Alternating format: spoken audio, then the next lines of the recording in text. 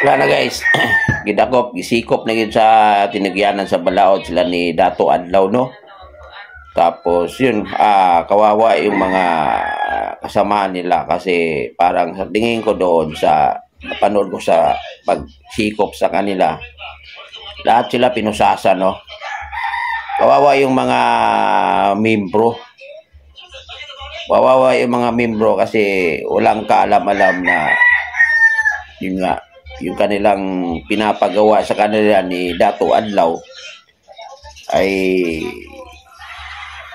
magpapahamak pala sa ilaha. So, looy taong kayo sila, unya, si Dato Adlaw po, i-interview siya, no? Kung spahin sa iyahang gipasaka nga kaso, ipilit kaya po ni Adlaw ang iyahang mga ancestral land, katong iyahang laging ginasulti, ginapilit niya po niya, pero murag ganang nagawas bitaw nga murag ignorante lang yapon kayo si Dato Adlaw no. Kay saluoy kayo sila guys no. Di man po sila angay kaluy ano. Ang angay lang natong kaluyan dito katurang mga membro in taon nga murag nailad bitaw. Pero sila ni Dato Adlaw pati itong iyang asawa pod nga taka-taka na lang po ubag no. Di mo to sila angay kaluyan. No kay sila may namuno labi na si Dato Adlaw. So muna giingon diha nga dili lagi ta karong panahon na dili ta lagi pwede nga siga-siga ta sa atong lugar. Di gyud pwede kay tungod sa daghan na kayong mga balaod karon nga sa di na gyud pwede nang sila murag ignorante lang gyapon taon sila sa balaod no. O katong ilang gituhuan nga sa ilang paminaw na sila sa tama nga side, tama ilang ginahimo. Pero sa pananaw sa uban, bisan ikaw, bisan ako, mali dito ilang gihimo. O kana kay gidakop na sila. Ubay-ubay po sila. Ila ginang atubangon sa korte kay laro man po kayo nga ang mga giakusa sila ay ilaha man po itong gihimo. Talagang ginawa nila yon at kung mayroon man dapat talaga managot doon, walang iba kundi si Haring Adlaw, Dato Adlaw o yung kanyang asawa. Sila talaga dapat ang managot doon. Yung mga iba doon na halatang wala ding alam nadamay at yun ang kawawa talaga guys. Kawawa yun no. Yung inabutan, swerte pa yung tumakas, yung nakatakas at nag-report sa pulis, maswerte pa yun sila, baka malulusutan pa nila yung kaso.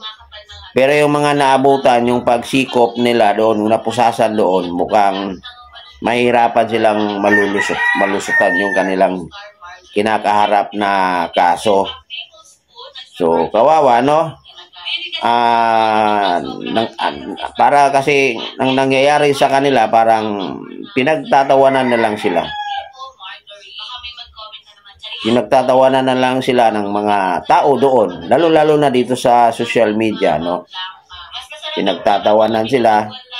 Well, di mo rin masisi yung mga tao na pagtatawanan sila dahil kakatawa-tawa din naman yung kasi yung ginagawa nila. Lalo na yung si babae, yung asawa ni Dato Adlaw na kung magsalita nakakatawa yung kanyang mga salita no. Isipin mo man na masabihin sa inyo sila na daw yung Encantadia. Yung Encantadia napapanood lang naman natin yan sa TV. Pero yung asawa niya sinabi niya na sila na yung Encantadia. Nakakatawa talaga yun. At yun na nakita ko nga sa kanila wala silang magawa. Buti na lang guys. Buti na lang, hindi sila pumalag nung sinikop sila, yung hinuli na sila. No? Buti na lang talaga, hindi sila pumalag. Kasi kung pumalag sila, delikado. delikado kasi unang-una yung naghuli sa kanila ating mga kapulisan.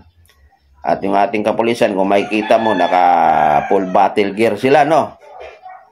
So, kung pumalag sila, talagang mapipilitan yung ating kapulisan na gumamit ng, di ba?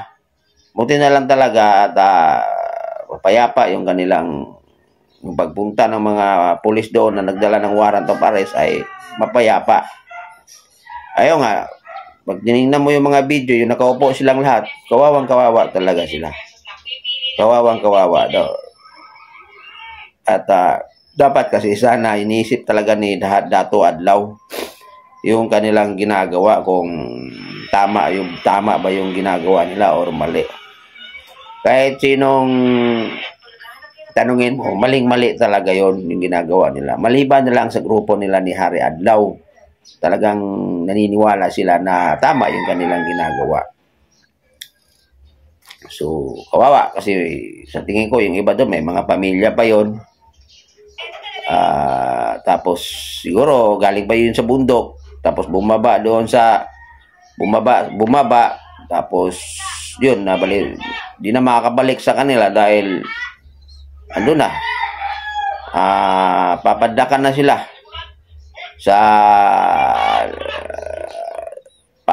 sila sa kulungan. Kawawa. Pero mayroon naman yatang yung kaso nila, mayroong makapagpiyansa sila Maliban na lang kung yung mga itak ay pasok yun sa sa gun ban. Nobel yun, di ako sure, no? Pero sa tingin ko lang, opinion ko lang to. Pero may bill pa yun. Kawawa, no? Kung mayroong dapat parusahan doon, yung dalawa na lang. Yun na lang namumuno sa kanila, walang iba kundi si Dato Adlaw at saka yung kanyang asawa.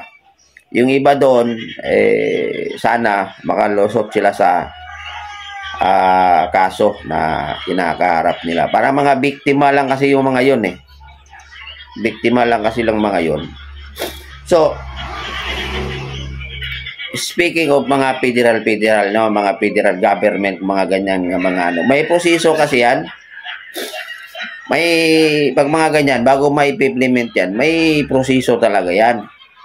Dapat idaan yan sa Kongreso. Kung kailangan magpalit ba tayo ng federal government, may idadaan talaga yan, pag-uusapan yan sa Kongreso. Hindi yung katulad ng ginawa nila ni Dati Adlaw na bigla na lang sumulpot sa mga bahay-bahay, sa lugar at sasabihin sila na yung gobyerno, federal. Hindi pwede ganon. Dapat mga ganyan, idaan pa sa eleksyon yan Dapat ang mga mananalo na mga congressman, mga gobernador, mga mayor, mga senador ay mga federal para mapag-uusapan nila sa Kongreso at sa Senado. Ganun dapat, no? May proseso yan, idadaan yan ng eleksyon. Kung gusto mo magkaroon ng federal government, gusto mo i-implement ng federal government, magpatakbo ka ng mga tao from kapitan hanggang senado. Dapat ang mga nakaupo lahat diyan ay tauhan mo para pabor sa federal. Ganon yun. Pero yung ginagawa nila ni Dato Adlaw, mananagot talaga sila. So, yun ang resulta ng kanilang pinaniniwalaan na sila yung bagong government at yun ang resulta, sa kulungan ang bagsak nila. Nakakalungkot lang yung iba na damay na halatang walang kaalam-alam pagdating sa batas. Wawa.